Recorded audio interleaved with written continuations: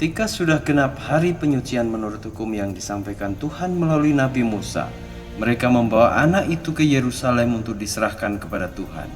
Sebab di dalam hukum Allah tertulis, setiap anak laki-laki sulung akan dikuduskan bagi Tuhan. Selain itu, mereka pun hendak mempersembahkan kurban sebagaimana ditentukan dalam hukum Tuhan, yaitu sepasang burung tekukur atau 2 ekor anak burung merpati. Di Yerusalem ada seorang laki-laki bernama Simeon. Ia seorang saleh dan takwa, serta sedang menantikan penghiburan dari Allah untuk Bani Israel. Roh Allah ada padanya. Ia telah menerima wahyu dari Roh bahwa ia tidak akan meninggal sebelum ia melihat Al-Masih yang datang dari Tuhan. Atas pimpinan Roh, ia masuk ke bait Allah.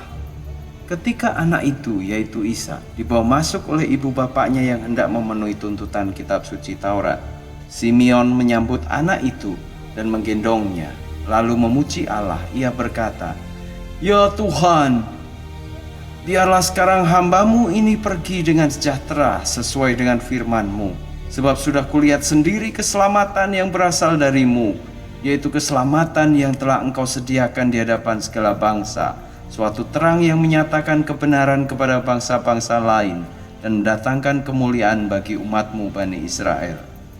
Bapak dan ibu anak itu heran mendengar semua yang dikatakan mengenai anak mereka. Lalu Simeon memohonkan berkah untuk ibu bapak anak itu dan berkata kepada Maryam ibu anak itu, "Anak itu sudah ditentukan untuk menjatuhkan dan membangunkan kembali banyak orang dari Bani Israel.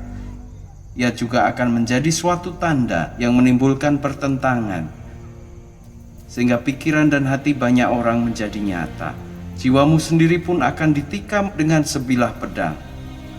Di situ ada juga seorang nabiah yang sudah tua sekali, namanya Hana, anak Fanuel dari suku Asyer. Ia menikah pada waktu muda dan hidup dengan suaminya 7 tahun lamanya. Kemudian setelah itu ia menjadi janda. Sekarang umurnya 84 tahun. Ia selalu ada di bait Allah dan beribadah di situ siang malam dengan berpuasa dan berdoa.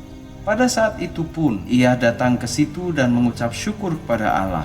Lalu ia berbicara mengenai anak itu kepada semua orang yang sedang menantikan pembebasan bagi Yerusalem. Setelah Yusuf dan Maryam selesai melakukan semua yang harus dijalankan menurut hukum Tuhan, mereka kembali ke kota Nazaret, kota kediaman mereka di Galilea. Anak itu semakin besar dan bertambah kuat, serta dipenuhi dengan hikmat. Rahmat Allah ada padanya.